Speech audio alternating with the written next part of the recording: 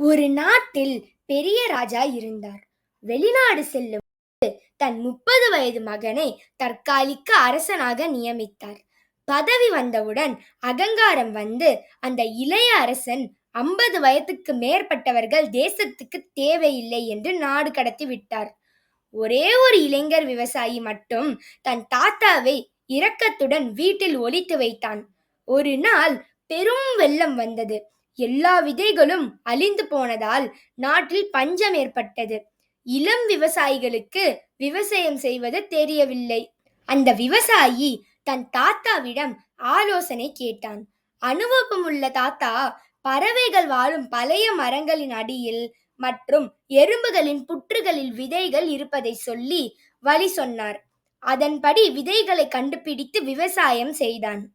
அதை அறிந்த அரசன் அந்த விவசாயி தாத்தாவை அழைத்து வர விசாரித்தான். பெரியவர்களின் அறிவு எவ்வளவு முக்கியம் என்பதை புரிந்த அரசன் எல்லா முதியவர்களையும் திரும்ப அழைத்து நல்ல ஆட்சி நடத்த தொடங்கினார். 20 பார்த்து திரும்பி வந்த பழைய ராஜா மகன் நன்றாக ஆட்சி செய்து கொண்டிருப்பதை பாராட்டி அவனை நிரந்தர அரசனாக அறிவித்தார். ஆகவே இக்கதையிலிருந்து நாம் என்ன தெரிந்து கொள்கிறோம்?